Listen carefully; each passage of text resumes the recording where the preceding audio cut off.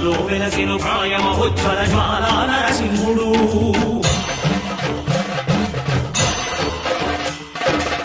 భక్తాభిష్టములన్నీయు తీర్చే లక్ష్మీ నరసింహుడు